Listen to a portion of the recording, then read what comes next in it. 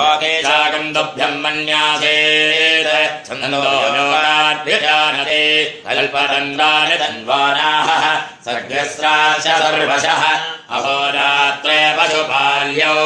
मुहूर्ता प्रेक्ष्या अभवन् मृत्युस्तदपवद्धाता सवितोऽग्नो विशाम्पतिः विश्वसृजः प्रथमा सत्रमासता सहस्रतमम् प्रसुतेन यन्तः तपोहयज्ञे भुवनस्य गोपाः हिरण्मयः शकुनिर्ब्रह्मनाम येन सूर्यस्तपति तेजसेद्धः पिता पुत्रेण पितृमान्योनियोनौ नावेदमन्मनुते तम् बृहन्तम् सर्वानुभुमात्मानकम् सम्बराजे एह नित्यो महिमान् ब्राह्मणस्य न कर्मणा वर्धते लोकनीयाय तस्यैवात्मा पदवित्तम् विदित्वा न कर्मणा यज्ञते पापरेण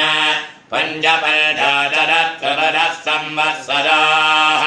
पञ्चपञ्चाशदः पञ्चदशाः पञ्चपञ्चाशदः सप्तदशाः पञ्चपञ्चाशदेकविंशाः विश्वसहस्रसंवत्सरम्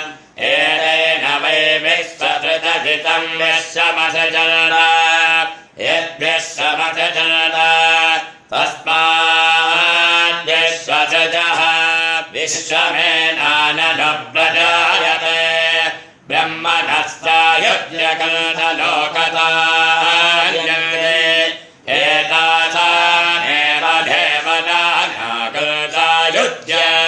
सात्रिदाघनमानलोकतायन्ते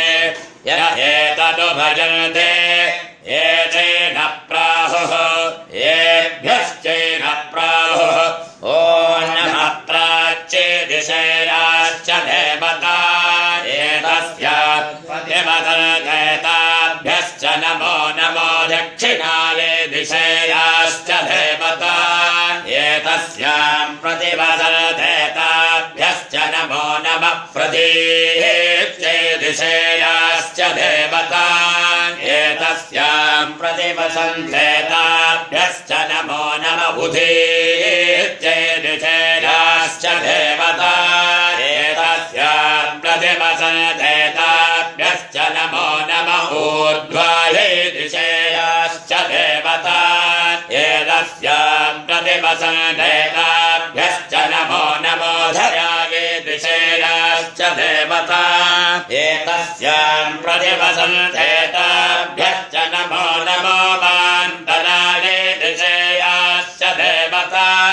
एतस्याम् प्रतिवसन्देताभ्यश्च नमो नमो गङ्गाय मुनयोर्मध्ये एव सन्निधे मे प्रसन्नात्मानचिरयेदम् वर्धयन्ति नमो गङ्गाय मुनयोर्मुनेभ्यश्च नमो नमो गङ्गाय मुनयोर्मुनेभ्यश्च नमः आपिर्घ्येभ्यर्यततो नमो नमः याय हरिभो वर्धमानः यदा स्तोत्रभ्यो मलिघोत्तरुदाशिभो यत्तपाचो अरते श्याम